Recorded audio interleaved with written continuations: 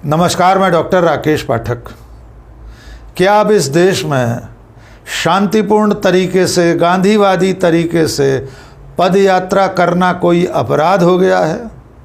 क्या अब इस देश की राजधानी दिल्ली में महात्मा गांधी की समाधि पर पहुंचने की कोशिश किसी कानून का उल्लंघन हो गया है?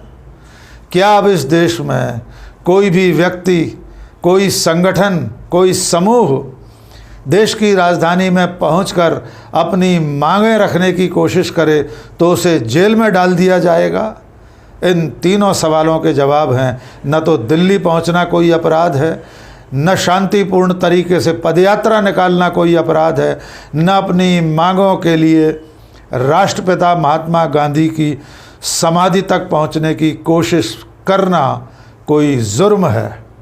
इसके बावजूद दिल्ली की सरकार ने, केंद्र सरकार ने, दिल्ली की पुलिस ने लद्दाख से चलकर दिल्ली पहुंचने की कोशिश करने के अपराध में प्रख्यात पर्यावरणविद, जलवायु कार्यकर्ता और लद्दाख के जाने माने समाज सेवी सोनम वांगचुक को दिल्ली की सीमा से हिरासत में ले लिया।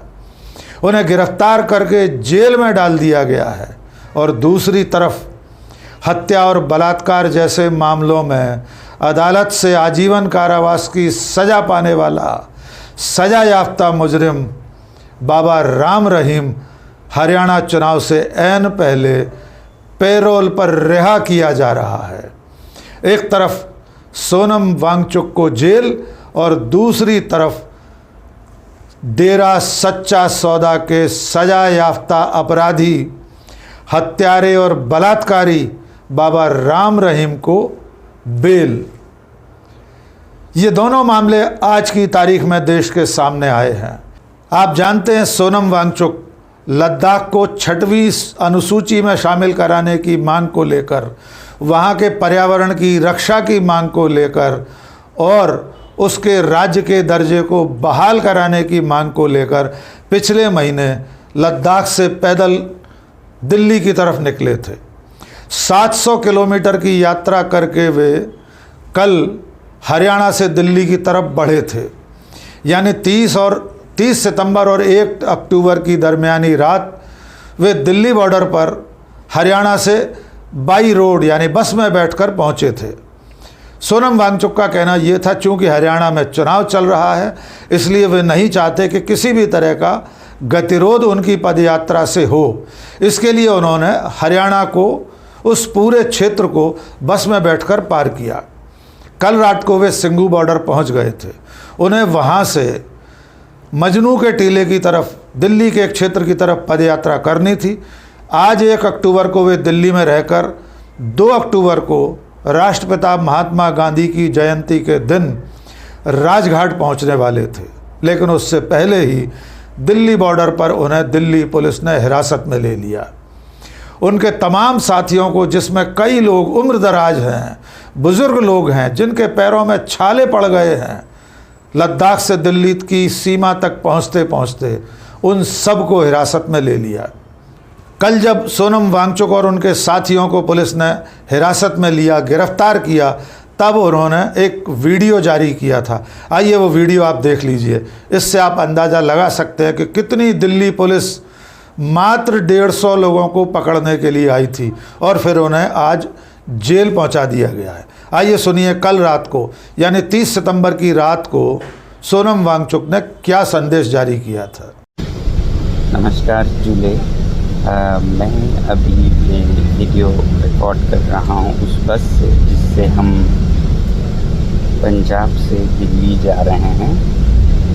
रास्ते में हरियाणा पुलिस और दिल्ली पुलिस के बहुत सारे गाड़ियाँ हमें एस्कॉर्ट कर रही थी, मगर जैसे जैसे हम दिल्ली की तरफ पहुंच रहे हैं लग ऐसा रहा है कि वो एस्कॉर्ट नहीं बल्कि हमें वो एक तरह का डिटेन कर रहे हैं या अरेस्ट कर रहे हैं, क्योंकि सारे बसों में, खासकर हमारे बस में 2 पुलिस ऑफिसर्स आए हुए हैं और बताया ये जा रहा है कि दिल्ली के बॉर्डर पर लगभग 1000 की पुलिस फोर्स तैनात की गई है और सारे लेन्स को मिलाकर एक किया गया है और इसीलिए बहुत बड़ा ट्रैफिक जैम है यहाँ पर। वैसे ही हमें बताया गया कि लद्दाख भवन, जहाँ पर लद्दाख के नेता ठहरे हैं, उन्हें बैरिकेड करके एक तरह का हाउस अरेस्ट किया गया है। और जो लद्दाख के स्टूडेंट्स दिल्ली में हैं, जिस मोहल्ले में या इलाके में हैं, वहाँ भी बैरिकेड्स किए गए हैं। तो हमें शायद डिटेन किया जाएगा। इसके बाद मैं आपको वीडियोस भेज पाऊँ या ना पाऊँ, ये सोचकर मैं बस में से ही ये वीडियो भेज रहा हूँ। इससे पहले, कुछ देर पहले एक नोटिफिकेशन दिल्ली पुलिस कमिश्नर से आया, जिसमें कि उन्होंने सेंट्रल और नॉर्थ दिल्ली पूरे में एक ऑर्डर लगाया है, जो कि सेक्शन 144 जैसा ही है, नाम कुछ और है, जिसके अंतर्गत 5 आदमी से ज़्यादा जुट नहीं सकते हैं 30 तारीख से 6 अक्टूबर तक। तो लगता है कि ये जो पद यात्रा है उसको वो नहीं होने देना चाहते हैं। हालांकि ये बिल्कुल पीसफुल था, इस पे रोकने की पूरी कोशिश की जा रही है। और इसके बाद हमें डिटेन किया जाएगा, अरेस्ट किया जाएगा, कहाँ ले जाएंगे कुछ पता नहीं है। तो ये मैं वीडियो अभी आपके लिए बना के रख रहा हूँ। आप लोग इसके बाद शायद समाचार में सुनेंगे क्या हो रहा है। Thank you very much. जय हिंद। हौसले फिर भी बुलंद हैं, क्योंकि देश हमारे साथ है, सच्चाई हमारे साथ है और सच्चाई की ही जीत होगी। जय हिंद। की गिरफ्तारी के बाद कांग्रेस के नेता राहुल गांधी ने दिल्ली के पुलिस कमिश्नर से बात की। सोनम वांगचुक और उनके साथियों की गिरफ्तारी पर राहुल गांधी ने ट्वीट किया। राहुल गांधी ने लिखा, सोनम को हिरासत में क्यों लिया गया है? लद्दाख के लोग किसानों की तरह इस सरकार का चक्रव्यूह भी तोड़ देंगे। इसके साथ साथ राहुल गांधी ने कहा है, लिखा है कि सोनम वांगचुक को गिरफ्तार करने के बाद नरेंद्र मोदी का अहंकार भी टूटेगा। इसके बाद दिल्ली की मुख्यमंत्री आतिशी मरलेना भी उनसे मिलने के लिए मौके पर पहुंची, लेकिन दिल्ली पुलिस ने दिल्ली की मुख्यमंत्री को सोनम वांगचुक से नहीं मिलने दिया। इसके बाद प्रियंका गांधी ने भी इस पर ट्वीट किया। उन्होंने कहा कि क्या कि दिल्ली किसी तानाशाह का किला है? प्रियंका गांधी ने अपने ट्वीट में लिखा कि प्रचार तंत्र में दुनिया के सबसे ताकतवर प्रधानमंत्री इतने कमज़ोर हैं कि चंद पैदल यात्रियों से डर गए। क्या कि दिल्ली किसी तानाशाह का किला है जहां आम जनता घुस नहीं सकती? इसके अलावा कांग्रेस के सोशल मीडिया सेल की चेयरपर्सन सुप्रिया श्रीनेत ने भी इसको लेकर एक बयान जारी किया है। उन्होंने कहा है, लानत है मोदी सरकार पर, इतना डरती क्यों है सरकार, खासकर निहत्थे लोगों से। आइए सुनते हैं सुप्रिया श्रीनेत क्या कह रही हैं। नरेंद्र मोदी, आप इतना डरते क्यों हैं और खास तौर से निहत्थे लोगों से आप इतने भयभीत क्यों रहते हैं? असलियत यह है कि लद्दाख से सोनम वांगचुक और उनके साथ 150 लोग चलकर दिल्ली आ रहे थे। कल बापू की जयंती है और वो शांतिपूर्ण तरीके से बापू की समाधि पर जाकर प्रार्थना करना चाहते थे, लेकिन आपने उन निहत्थे लोगों को दिल्ली के बॉर्डर पर अपनी पुलिस से गिरफ्तार करा दिया, क्योंकि आप डरते हैं। आप उनके सच से डरते हैं, आप उनकी अहिंसा से डरते हैं, आप सत्याग्रह की ताकत से डरते हैं। कोई नहीं भूला है कि इस देश के किसानों के साथ आपने क्या सलूक किया था, कैसे आपने किसानों को 1.5 साल के लिए जाड़ा गर्मी बरसात झेलते हुए बाहर छोड़ दिया था, कैसे आपने निहत्थे किसानों पर लाठियां बरसवाई थी, आंसू गैस के बम गोले छोड़े थे। और वही काम आप लद्दाखियों के साथ कर रहे हैं। यह राष्ट्र की राजधानी है, यहां पर कोई भी आ सकता है, लेकिन आप किसानों के लिए किले गड़वा देते हैं, रास्ते खुदवा देते हैं, सीमेंट की चट्टाने लगवा देते हैं और लद्दाखियों को दिल्ली घुसने से मना करते हैं। 150 पदयात्रियों से आप डर गए और आपका पूरा महकमा पहुंच गया उनको रोकने के लिए। असल में आप डरते सच से हैं। और वो क्या मांग रहे हैं? वो क्लाइमेट चेंज की बात कर रहे हैं, वो लद्दाख के हक की बात कर रहे हैं। एक चीज पर वो जरूर आपकी कलई खोल रहे हैं और वो है चीन, क्योंकि चीन पर आपने लाख छुपाने की कोशिश की, आपने कभी नाम नहीं लिया, लेकिन सच ये है और आपके लोगों ने भी इसको उजागर किया है कि चीन लद्दाख में हमारी सरहद के अंदर घुसकर बैठा हुआ है। और यह सच लद्दाखियों ने बेनकाब कर दिया है। लद्दाख उद्वेलित है, आक्रोशित है, परेशान है। 150 लद्दाखी मात्र दिल्ली आकर अपनी बात कहना चाहते थे, बापू की समाधि जाना चाहते थे। आपको वो भी मंजूर नहीं था।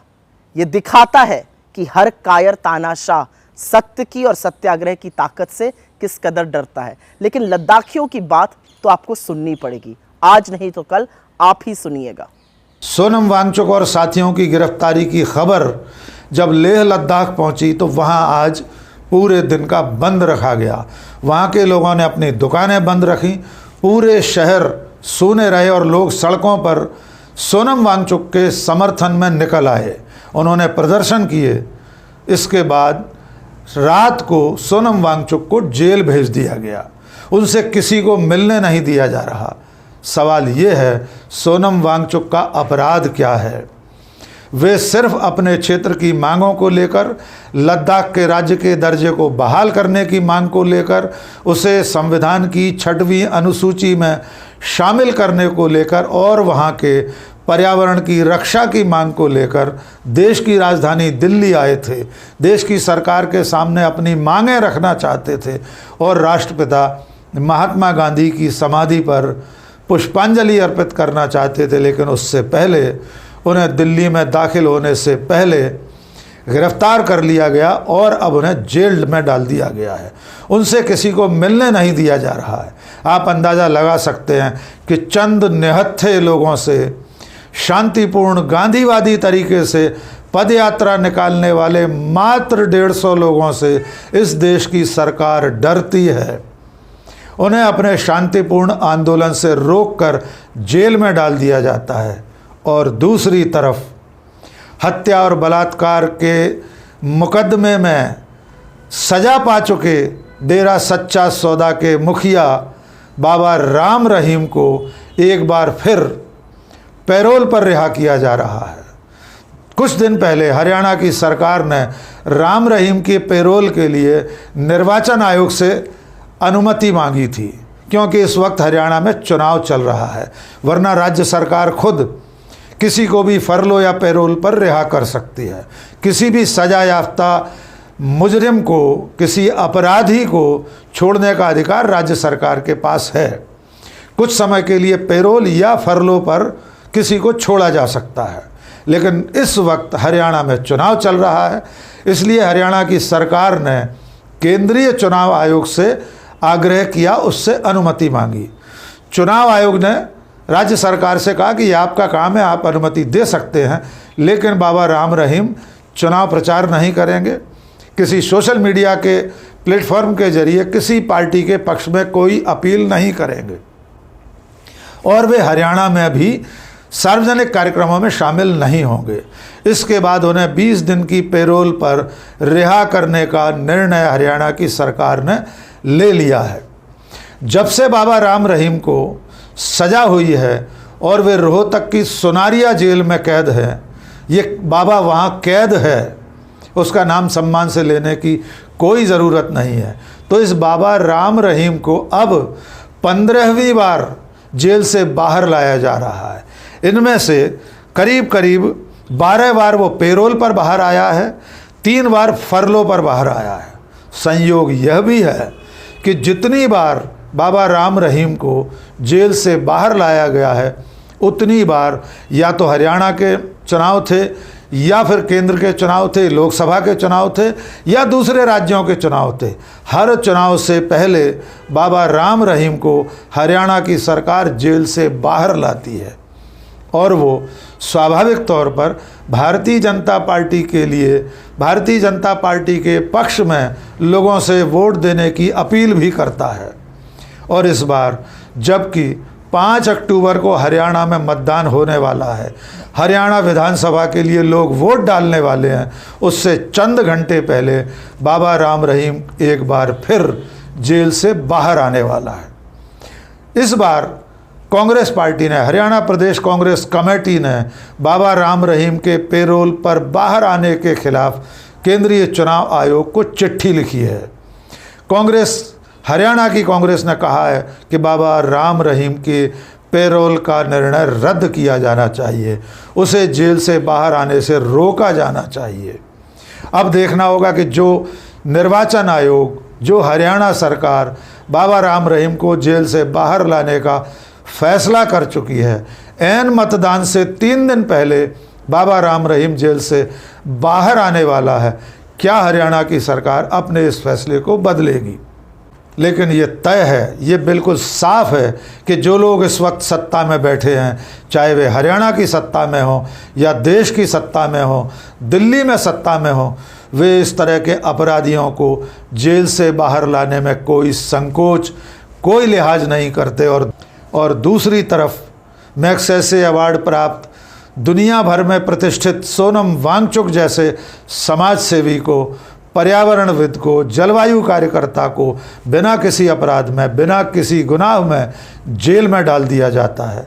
और विडंबना ये भी है कि कल 2 अक्टूबर को प्रधानमंत्री नरेंद्र मोदी उन्हीं महात्मा गांधी की समाधि पर जाएंगे, पुष्पांजलि अर्पित करेंगे, जिन गांधी जी के रास्ते पर चलकर सोनम वांगचुक दिल्ली पहुंचना चाहते थे और उन्हें दिल्ली देश की राजधानी में दाखिल नहीं होने दिया गया, उन्हें जेल में डाल दिया गया है। तो ये अमृत काल है जिसमें सोनम वांगचुक को जेल मिलती है, बाबा राम रहीम को बेल मिलती है।